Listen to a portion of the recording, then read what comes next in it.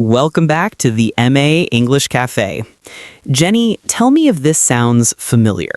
You spend a whole Sunday writing out a list of 50 new vocabulary words, you study them all week, and by the next Tuesday, you can't remember 5 of them. The vocabulary void. It's the single most frustrating thing about learning a language. It feels like pouring water into a bucket with a hole in the bottom. We call that rote memorization, and it's one of the biggest time wasters in language learning. I agree. The sheer volume of English vocabulary is intimidating. If you rely on those static lists, your brain sees them as temporary information, like a phone number you only need once. It's immediately deleted to make room for important things, like what you're having for lunch. Exactly. The brain doesn't learn words from lists. It learns words from relevance and repetition in context. So let's discard the lists today and talk about the best, most practical ways to truly acquire new words. I have my method, which I call contextual immersion. Contextual immersion. I like the sound of that. How does it work? It starts by identifying a word you need. Let's say you encounter the word pervasive. Instead of writing it on a list, you immediately become a word detective. A word detective. I'm intrigued. You don't just look up the definition, widespread, unwanted influence. You immediately look up 3 different real-life examples of how that word is used. You find it in a news headline, a book review, and maybe a social media caption. So you're collecting evidence of the word's behavior. Precisely. You're giving your brain a rich, 3-dimensional view. And here's my practical tip for our listeners, the 5-sentence rule. The 5-sentence rule. Go on. Once you understand the context, you write the word down 5 times in 5 completely different, original sentences about your own life. Don't copy the dictionary examples. If the word is pervasive, you write, "The smell of coffee is pervasive in my apartment. A pervasive sense of calm came over me. The problem of poor Wi-Fi is pervasive in this neighborhood." I see the power of that. By forcing yourself to generate 5 new sentences based on your own experience, you are forcing the word to integrate itself into your neural network. You're giving it personal relevance. You're essentially tricking your brain into thinking, I need this word. I've already used it in 5 important ways.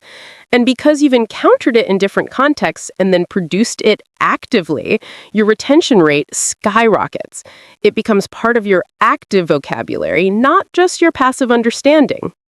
That's a fantastic approach for integrating new vocabulary into memory, but I have a strong feeling it's missing a key ingredient, Jenny.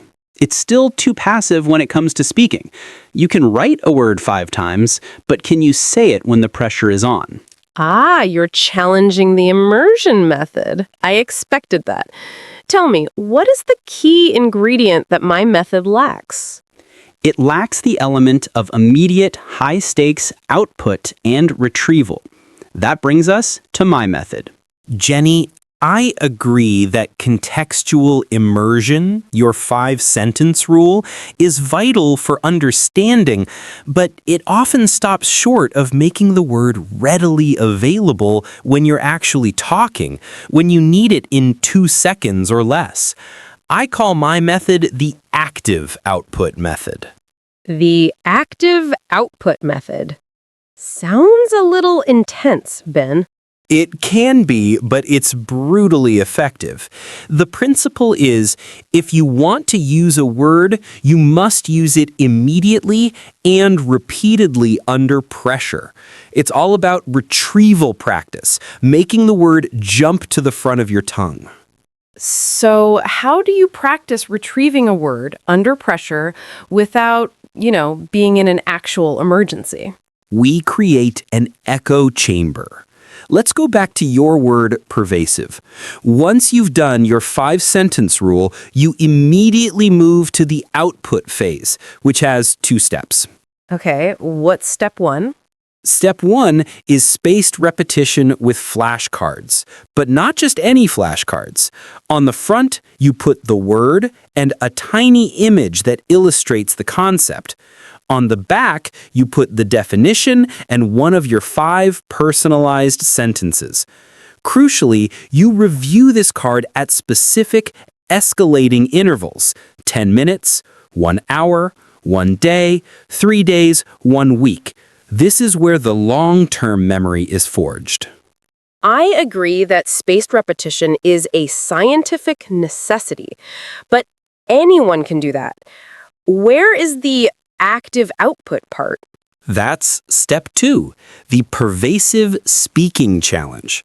For the next 24 hours, you have one mission. Use that word, pervasive, at least 3 times in a real spoken conversation with another human being. It doesn't matter who, a barista, a family member, a friend. Ah, you are forcing the word out into the real world. That's high stakes. It is. You have to contort the conversation slightly to make the word fit. You might say, the need for a decent cup of coffee this morning is truly pervasive. By forcing yourself to retrieve it and integrate it into a real-time speech situation, you move it from the academic part of your brain to the conversational, rapid-fire part. I see the strength in that. My contextual immersion builds the foundation. Your active output forces the structure to stand up under pressure. Where our methods disagree is where the emphasis lies. I prioritize deep understanding. You prioritize immediate practical use. And I think both of those are necessary. If you only do my method without your contextual immersion, you risk using the word incorrectly. And if you only do my method, you understand 10,000 words, but only use 100 of them. Okay, then I think we have to agree that the best strategy is a synthesis of both. A synthesis it is.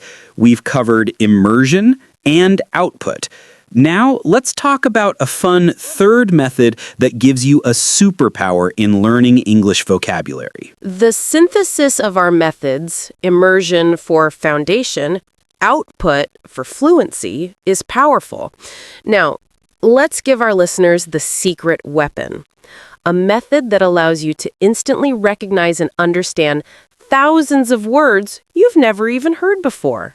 This sounds like cheating. What is this superpower? It's called etymology and word roots. English is a massive language built from Latin and Greek building blocks. Once you learn 20 or 30 common prefixes and suffixes, the parts at the beginning and end of a word, you unlock entire families of words. That's amazing. Can you give an example? Absolutely. Let's take the common root mal, M-A-L. It comes from Latin and means bad or evil. Once you know that, you instantly understand the general meaning of words like malpractice, maladaptive, malicious, malignant, and malfunction. So instead of learning 5 separate words, you learn one root and gain access to a vocabulary family of hundreds of words. That's an enormous efficiency gain. It's the ultimate vocabulary hack. Another one is the prefix pre, before, or uni, one. Knowing these roots turns learning into a sophisticated pattern recognition game. This also helps with the context piece, because even if you miss the full definition, knowing the root gives you a massive clue. Precisely. Now, to wrap up, let's quickly define the word we use throughout this discussion for our language spotlight: retention. Retention is the ability to keep or hold something. In our case, the ability to keep vocabulary words in your long-term memory. It's the goal of all these methods. And you can use it in business too. The company has a high employee retention rate, meaning they keep their employees. Or in language, the key to learning is high vocabulary retention. So for our listeners, your new vocabulary strategy is a 3-part symphony. 1, contextual immersion, the 5-sentence rule. 2, active output, the pervasive speaking challenge. 3, the root superpower, etymology and word roots. Combine those 3 and the vocabulary void will be filled forever. It's about building a language ecosystem, not just a list. That's a powerful takeaway. Thank you for filling in the blanks today, Jenny. My pleasure. Time to go practice that pervasive speaking challenge. And once again, thank you so much for joining us for this insightful discussion. If you're still with us, please make sure you've hit the subscribe button so you don't miss our next chat at the MA English Cafe. We'll catch you next time.